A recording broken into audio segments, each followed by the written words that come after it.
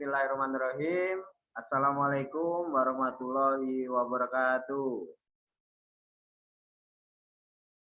Waalaikumsalam. Selamat pagi Bapak Ibu.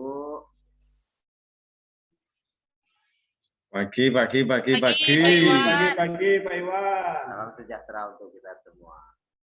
Bapak Ibu, senang sekali bisa bertemu pada pagi hari ini, bertemu dengan hebat yang sangat luar biasa, mukanya cerah, ganteng-ganteng dan cantik-cantik. Saya senang sekali bisa berhadapan dengan Bapak Ibu. Sebelum mengawali kegiatan pada pagi hari ini, ada baiknya kita berdoa.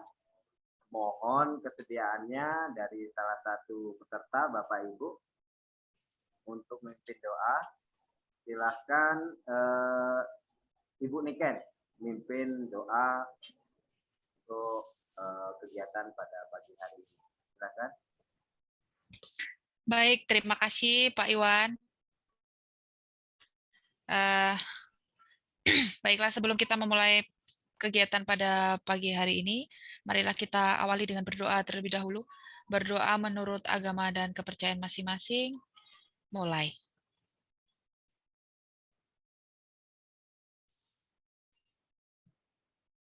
Selesai? Terima kasih Bu Niken. Iya, sama-sama Bapak. Ya, kita agar tetap semangat setelah beberapa hari kita duduk dan juga menerima materi-materi di hari-hari sebelumnya, kita ice breaking sebentar. Ice breakingnya seperti kalau saya ucapkan selamat pagi, Bapak angkat tangan. Pagi, pagi, pagi, luar biasa. Ya, seperti itu ya. Saya ulangi ya. Pagi, pagi, pagi, luar biasa. Ya, seperti itu. Ya, hitungan Paginya 3 kali, Pak, ya? Ya, pagi, pagi, pagi ya. Siap ya, Bapak Ibu ya. Selamat pagi, Bapak Ibu. Pagi, luar biasa. Ya, terima kasih. Kasih aplaus untuk kita semua. Ya, Bapak Ibu yang kami hormati, pada kesempatan hari ini kita akan mempelajari tentang struktur kurikulum. Kenapa kita belajar ini? Karena kita mempelajari kurikulum pembaharuan. Seperti apa sih kurikulum dan harus berbentuk apa kerangkanya? Karena apa? Karena itu adalah kunci ataupun tujuan nantinya untuk mengejar apa yang dinamakan profil pelajar Pancasila. Nah, itu turunannya atau terjemahannya. Nanti kita jelaskan lebih lanjut untuk materi P3 atau profil pelajar Pancasila. Tapi saya harus bercerita terlebih dahulu pada kesempatan ini bagaimana kerangka kurikulum. Ya, untuk kurikulum ini kita bisa sebut kurikulum sekolah penggerak atau kurikulum paradigma baru. Boleh, karena belum ditetapkan oleh pemerintah. Mohon izin Bapak Ibu untuk menampilkan slide.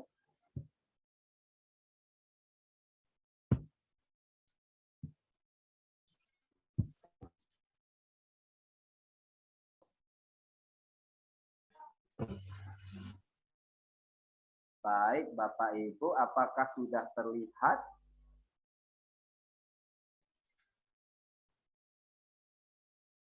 Sudah, Bapak. Oh, sudah. Alhamdulillah. Apabila sudah terlihat.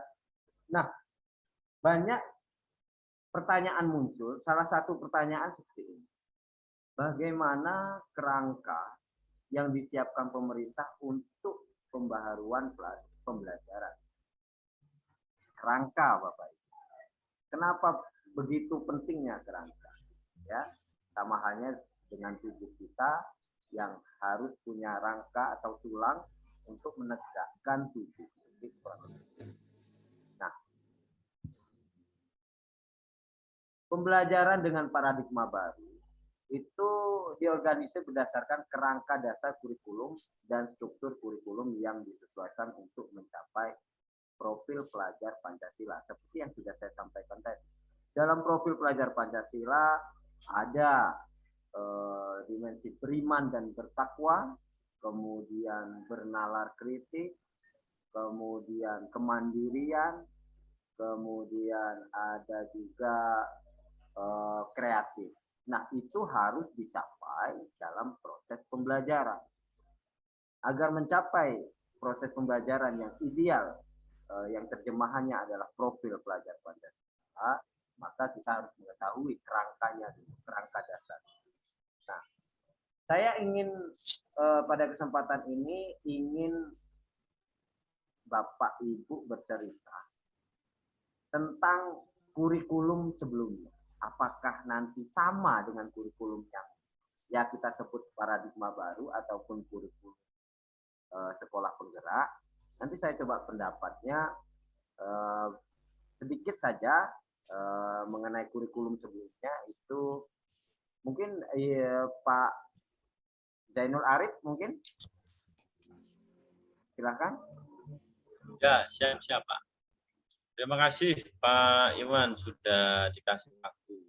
Kalau saya melihat ke belakang kurikulum yang baru saja kita lewati, mulai dari KTSP, kebetulan saya sudah masuk Pak KTSP, sampai di kurikulum 2013 dan sampai K13 revisi, saya rasa ada satu poin yang memang masih tetap selalu di bawah, kompetensi ya.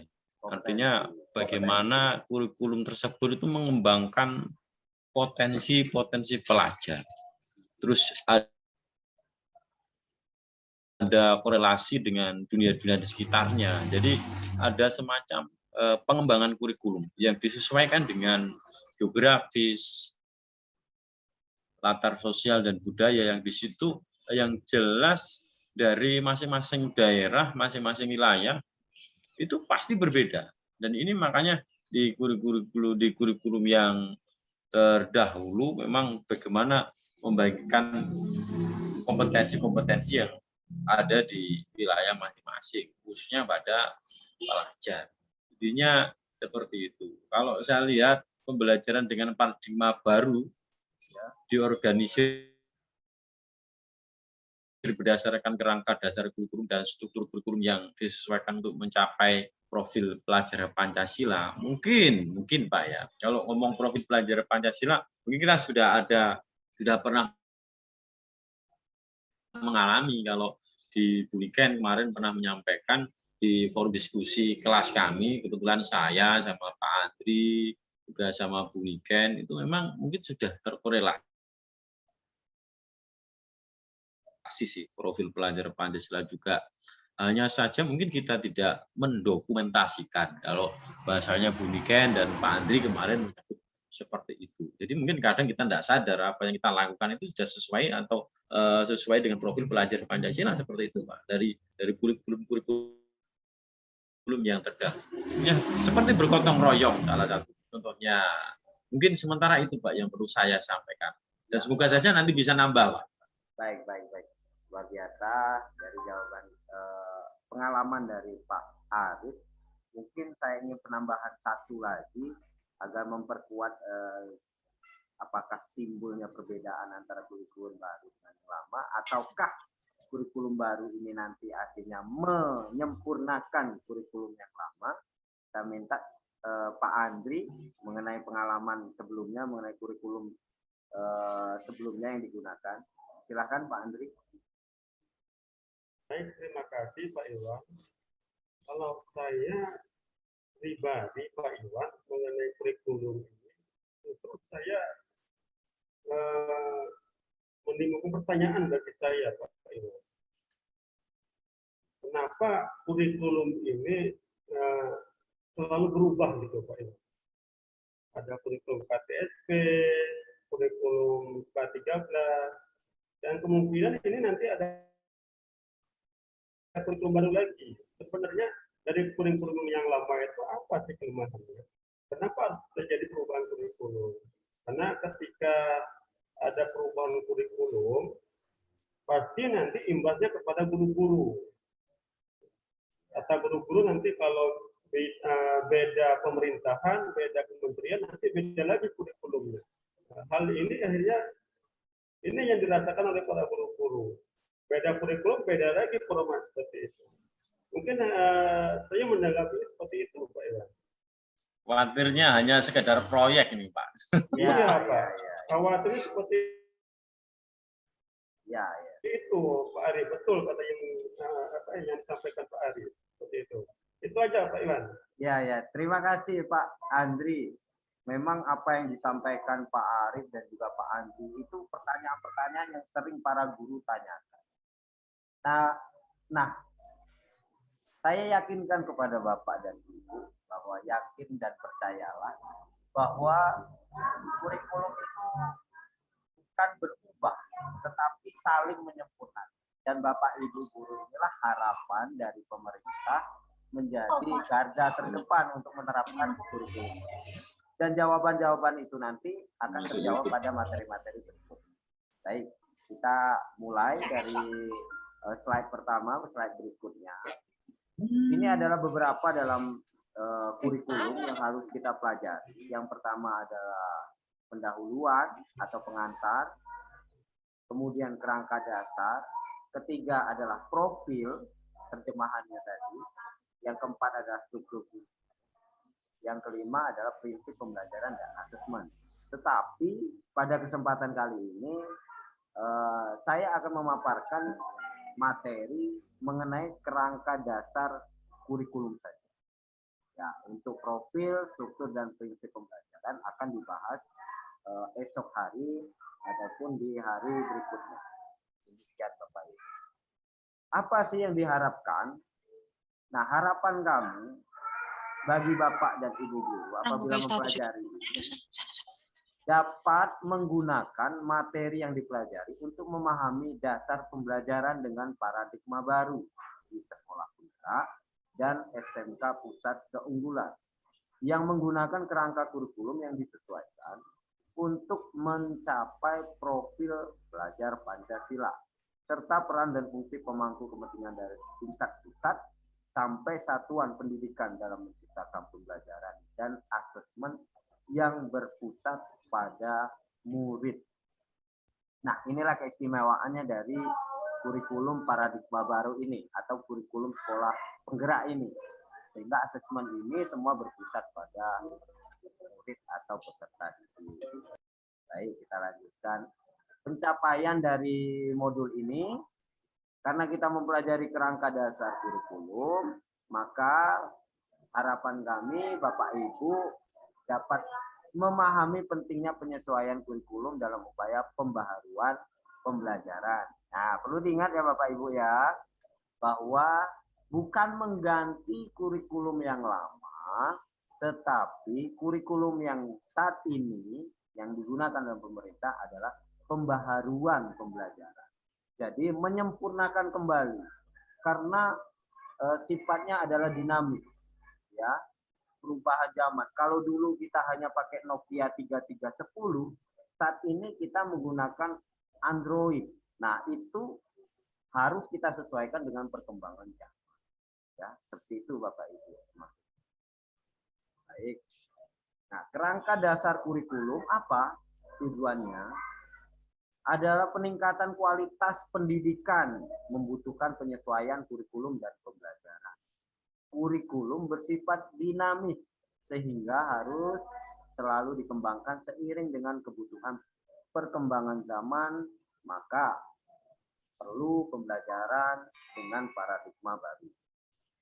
Maka dilakukan penyesuaian pengorganisasian pembelajaran di sekolah penggerak dan SMK Pusat Keunggulan.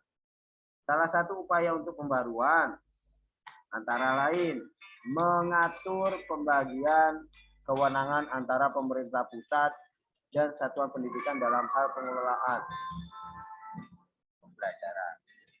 Itu Bapak Ibu.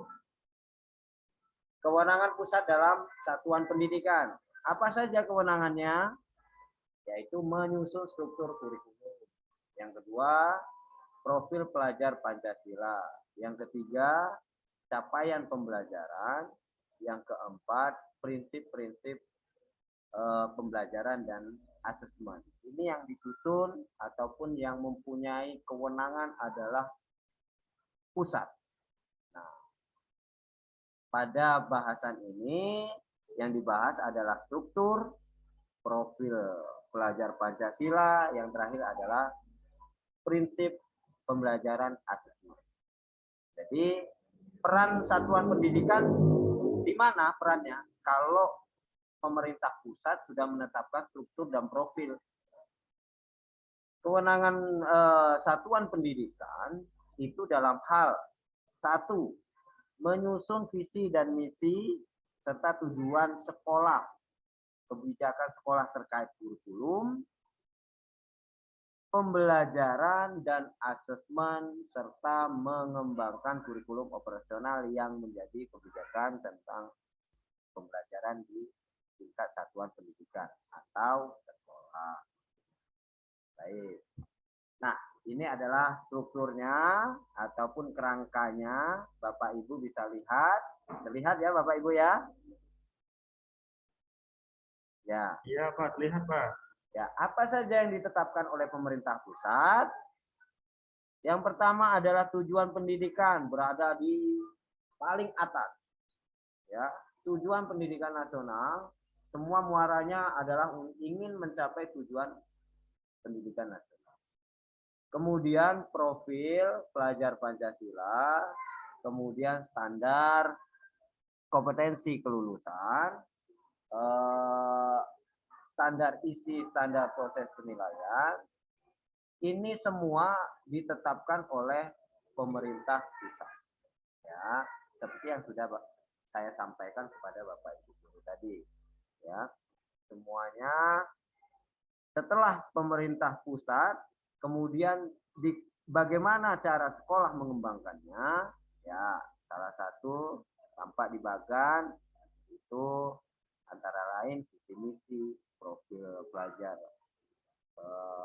khas satuan pendidikan, kemudian konteks dan kebijakan lokal, kurikulum operasional, perangkat ajar, itu cara mana. Artinya apa? Artinya Bapak Ibu guru diberi kebebasan untuk membuat perangkat ajar. Kalau dulu seperti sekarang Bapak Ibu silakan buat modul ajar yang nanti yang Bapak Ibu telah pelajari, bagaimana di dalamnya ada identitas, informasi awal, kemudian kompetensi inti, kemudian ada lampiran, glosium, dan daftar pustaka, itu semua Bapak Ibu guru yang mengembang. Jadi inilah kerangka dasar kurikulum Bapak Ibu. Semua ditetapkan untuk satu tujuan, yaitu tujuan pendidikan nasional, yaitu mencerdaskan kehidupan bangsa. Nah, sampai di sini saya ingin berbagi pengalaman saja pada Bapak Ibu mungkin mengenai mengenai apakah di sekolah Bapak Ibu pernah mungkin dalam ikut tergabung dalam tim penyusunan visi misi, ataukah ikut dalam tim istilahnya kurikulum operasional di sekolah. Mungkin saya ingin Bapak Ibu menceritakan, kalau belum pernah ya belum, keinginannya seperti apa, harapannya seperti apa, kalau sudah juga bagaimana sih caranya di sekolah itu. Nah, kurang lebih seperti itu. Mungkin dari Ibu Niken terlebih dahulu, silakan Bu Niken. Singkat saja Bu Niken. Mohon maaf tadi Bapak, saya agak kurang fokus. Untuk pertanyaannya apa Pak?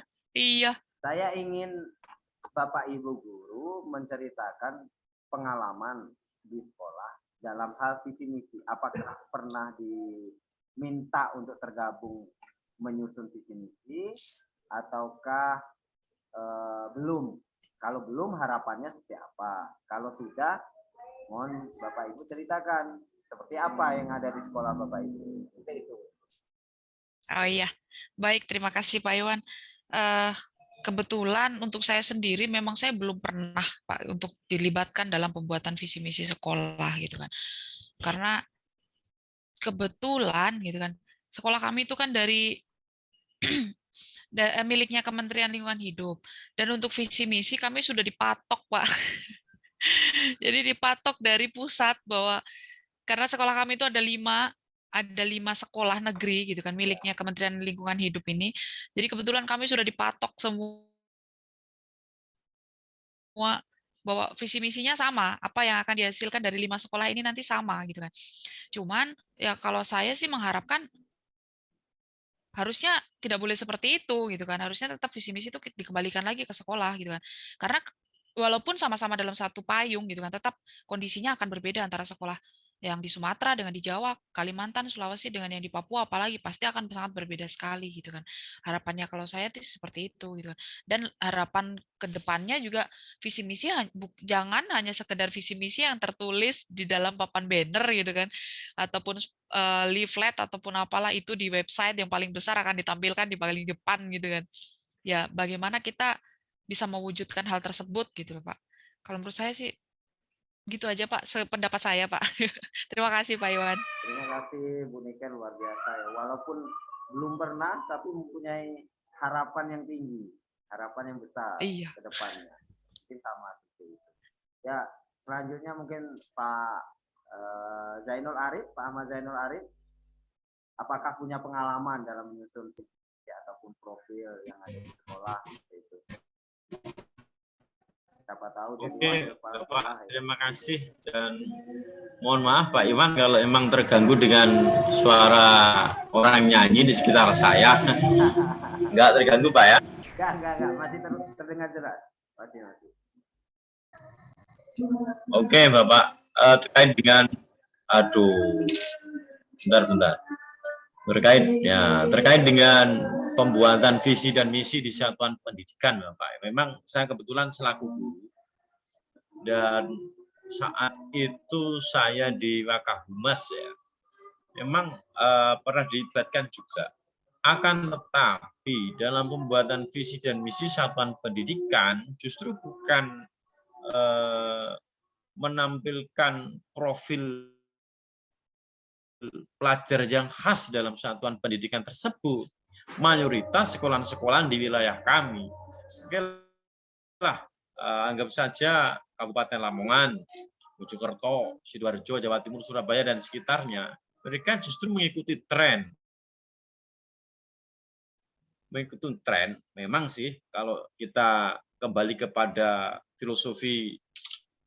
filosofinya Ki Hajar Dewantoro, ya kita belajar itu terikat dengan zaman gitu kan. Mungkin kalau zaman dulu dibawa ke sini jelas bagikan orang planet Mars yang tersesat di planet Bumi kan gitu. Ya. Ini tapi dalam pembuatan visi dan misi di satuan pendidikan kami justru berusaha untuk mengikuti tren, bukan bagaimana menjadi sebuah khas atau menjadi karakteristik bagi satuan pendidikan yang saya ampu saat itu. Jadi kadang ngikut, udah deh ini lagi kerennya apa gitu ya. Kita ngikut itu aja. Tidak kembali kepada dari kebijakan lokal yang bersifat kontekstual itu tadi. Jadi pengalaman saya seperti itu. Memang ada stakeholder juga yang memang dilibatkan juga ya, mulai dari kepala sekolah, bahkan ada pengawas, terus aktivis pendidikan dan lain-lain. Ini memang masuk dalam jajaran itu untuk membuat visi dan misi satuan pendidikan. Sementara itu Pak, kalau pengalaman saya di wilayah saya loh Pak. Terima kasih Pak atas waktu yang diberikan. Baik, luar biasa Pak Arif. Terima kasih banyak Bapak Ibu. Mungkin rasanya sama ya semuanya tentang harapan dan juga keinginan akan kurikulum yang baru ini nanti. Semoga saja karena kurikulum ini telah juga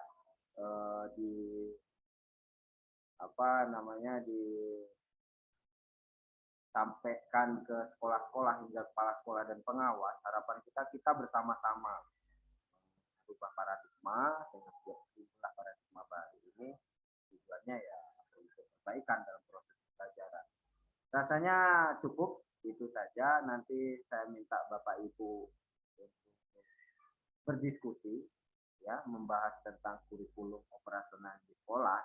Tadi kita sudah juga membahas tentang kurikulum, kerangka kurikulumnya.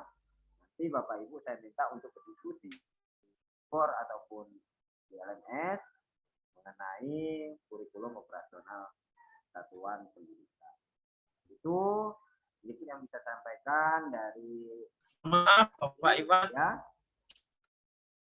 Ya Pak Arif. Ya mohon maaf Pak Iwan, kelihatannya Pak Andri tadi ini sudah ingin ngasih statement atau masukan ini teman-teman yang di wilayah Ada Pak Andri? timur ini. Pak, saya malahan suara Pak Iwannya putus-putus, Pak. Iya. Seperti itu, Pak Arif. Oh gitu, ya Pak. Terima kasih Pak. Ya, jadi cukup ya Bapak Ibu ya. Saya rasa Oke, cukup. Kita lanjutkan di BOR. Silakan Bapak Ibu nanti menuju ke sana. Untuk kesempatan ini tentang materi kerangka dasar kurikulum kita rasa cukup, dan nanti coba saya minta Bapak Ibu guru untuk tepat waktu juga dalam hal pengerjaan, dan nanti supaya mengenai tugas kelompok juga masing-masing juga sudah harus mengomentari. Mungkin itu. Ada yang lain yang ingin tanyakan kira-kira Bapak Ibu? Cukup Pak, cukup. Cukup ya. Ya, terima kasih atas perhatiannya pada kesempatan kali ini. Minta maaf. Saya akhiri. Wassalamualaikum warahmatullahi wabarakatuh.